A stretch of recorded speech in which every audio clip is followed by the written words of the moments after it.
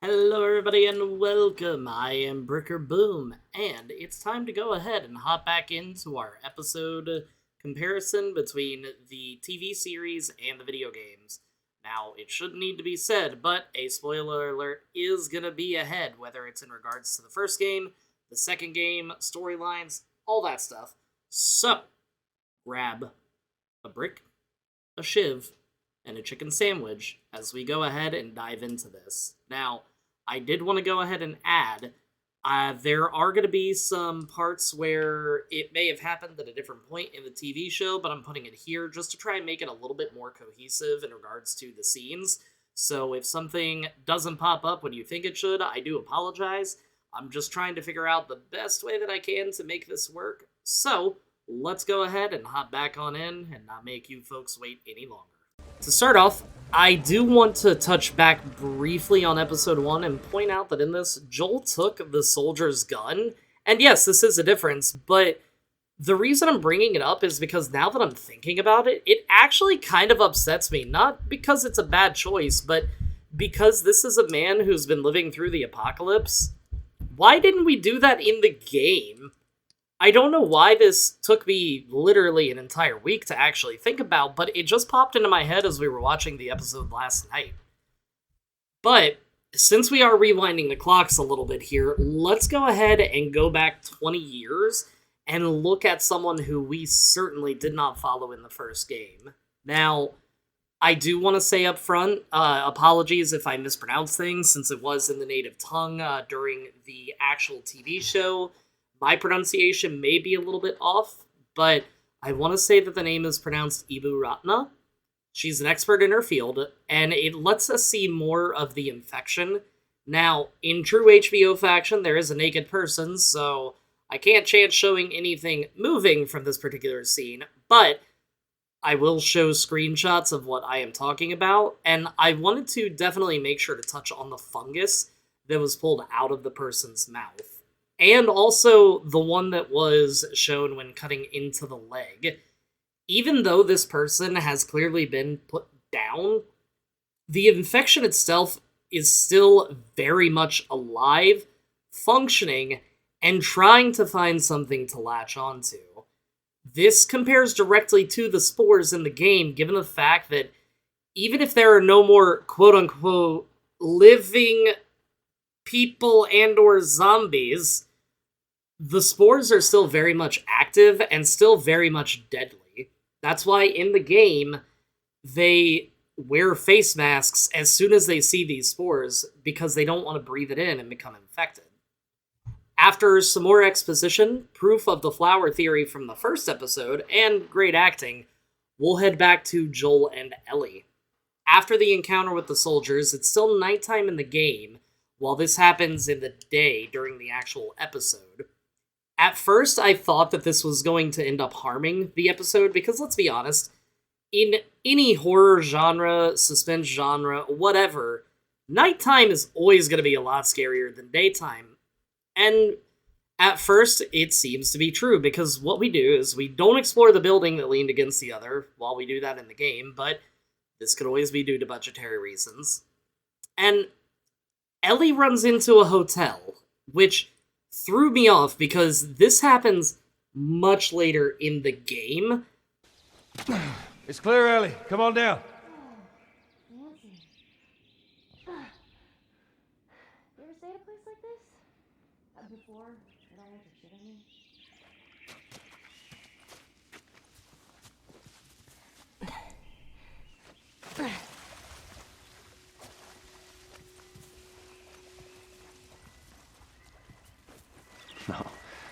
No, this is too rich for my blood. Bet it was nice. And I don't know, I wish that it would have stayed there, because I will say that this is where Joel and Ellie kind of begin to bond, especially near the end. I won't go into too much detail, but you know exactly which scene I'm talking about. The conversation about going back to the QZ doesn't really happen, though I'm sure it's heavily implied in the game. Ellie doing the twitching and pretending as though she is heavily infected is honestly one of the better parts about this episode, and it just makes her seem more like her character from the video game. So just, I wanted to point that out. Obviously, it's a difference, but it's a very good difference to have. As they continue onward, aside from what appears to be a scene we never visited in the game, Ellie is telling Tess how she got infected, which, again, they may have cut out, but certainly never happened, and kind of nice to see them actually talking before the inevitable. As we move on a bit further, we actually get a decent amount of backstory about the infected, and here's where the daytime thing actually makes a decent amount of sense. So first and foremost, we find out that some don't seem to last long. The only complaint that I have about this is that we don't know whether it's the body decomposition, hunger, or just getting put down by soldiers because they're mindlessly running towards a city. We don't know why they don't last long, but the biggest part is finding out that the fungus grows underground is huge, and the fact that they seem to operate in a bit of a hive mind is way different than what the game ever, I'm sure, imagined. I cannot even imagine how hard the game would have been if you stepped on a crack in a city and all of a sudden you start hearing clicker screams, which, if you haven't yet, speaking of click, you should click on that like and subscribe button. Also, we find out Tess is from Michigan. What we see in the daytime, and I think this is why they did it during the daytime, we see dozens of bodies littering the streets.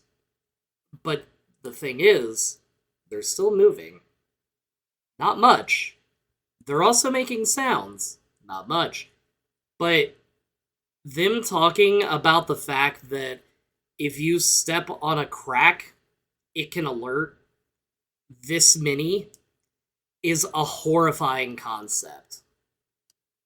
Going into a building here, seeing a dead body is much different than any of the other dead bodies we've seen before, because rather than being bitten or decomposed or having this fungus growing all over it, it just appears to be cut quite horribly, and Joel and Tess exchange rather suspicious glances and questions with each other. Were they worried about a clicker?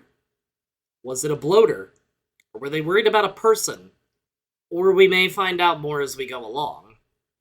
While it's slightly different than the game, Tess and Joel don't get separated. The clicker content is absolutely incredible. From the cries to the makeup, all of it is amazing. And just the fact that they show how aggressive and how feral these creatures are is amazing.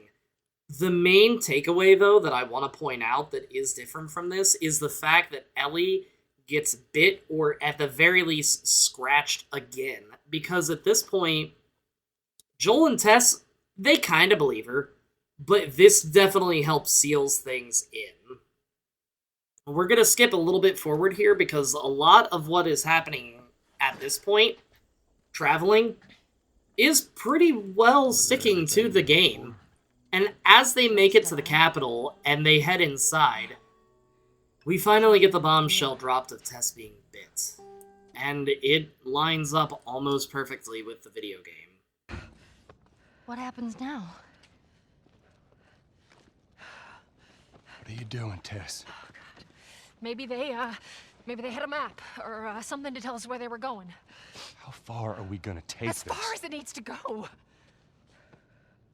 Where was this lab of theirs? Oh, she never said. She only mentioned that it was someplace out west. What are we doing here? This is not us. What do you know about us? About me? I know that you are smarter than this. Really? Guess what? We're shitty people, Joel. It's been that way for a long time. No, we are survivors. This is our chance. It is over, Tess! Now, we tried. Let's just go home. I'm not going anywhere. This is my last stop. What? Our luck had to run out sooner or later. You going on? No, don't! Don't touch me. Holy shit. She's infected. Joel, Let me see. I didn't mean for this. Show it to me. Oh, Christ. Oops, right? Give me your arm. This was 3 weeks. I was bitten an hour ago, and it's already worse. This is fucking real, Joel. You've got to get this girl to Tommy's. He used to run with this crew. He'll know where to go. No. That was your crusade. I am not doing that. Yes, you are. Look, there's enough here that you have to feel some sort of obligation to me, so you get her to Tommy's. Now, here is the biggest change, and one that confirms something that most likely everyone thought, whether it was your first time or your 10th time playing the game, that Joel and Tess may have been an item, because Tess says, "I never ask you for anything, not to feel the way I felt," which hints even further at the fact that they are, at least in some ways, a couple, whether it's friends with benefits or she wanted to be romantic and he didn't and they just decided to stay friends. It's hard to say, but it just adds more weight to this person's death. And this is where we change how a character leaves the game, or in this case, the TV show. An infected comes to life and Joel ends it. And it hits the fan because we see this underground communication system telling the rest of the Hive that one of their own has fallen, and we see dozens, if not hundreds, of infected beginning to head towards the Capitol building, which is, again, a horrifying sight. From here, Tess sabotaging the building and setting everywhere on fire and explosions is a much different ending than we had in the or in the video game.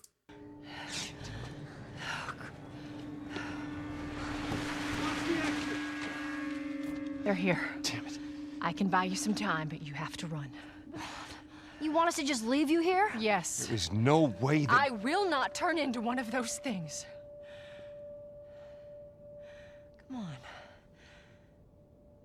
Make this easy for me. I can find... No, just go! Just fucking go. Ellie, I'm sorry, I didn't mean for this. get a move on.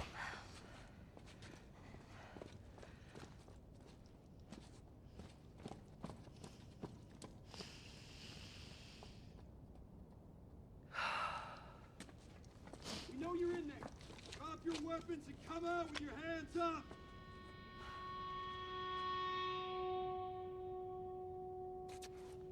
There's an admittedly awkward scene with how the infection is potentially spread before we see the building catch fire and immediately explode. I want to point out that because we're still kind of new into this particular version of these infected, I don't know why there was a kiss of death going on, aside from poetry reasons, rather than the bite or them trying to tear her apart. Because we've seen people, how they react. In the first episode, we saw people bitten and just getting gutted. But in this, it almost seems tame, and it's jarring. Partially because it's kind of gross. But the game had Tess getting gunned down by Fedra agents, and Joel and Ellie having to travel through a portion of the building and finding a new weapon.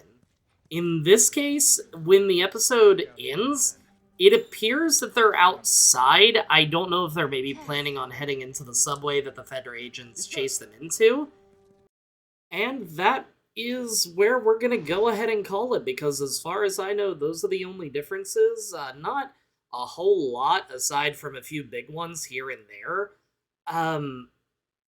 Big shout out to Aki Owari before we do end, who designed the thumbnail for this series, and also huge shout out to Lady Bricker, who's a streamer.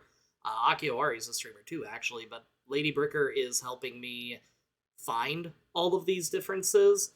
The next episode, I'm not 100% sure how it's gonna go, because from what the previews look like, it's surrounding Bill and Frank, And we never really got a backstory on them, aside from the fact that we think that they were a couple. Because he did refer to him as a partner, but we don't know if that was just the lingo. So, I'm not 100% sure how I'm going to do things. At the very least, we'll talk about the episode and look at it as more of a review standpoint and see how much further it builds up the world, or just see if we can find subtle differences that Bill never really mentioned, because let's be honest, in the game, Bill was a little bit unhinged. So was Joel. So was Ellie. A zombie apocalypse will definitely do that to you. So, as always, if there is anything that I missed that you want to see, or if you want more of this style of content, make sure to let me know in the comments below. Like, subscribe, join the community, you know the drill by now, and until next time, everybody.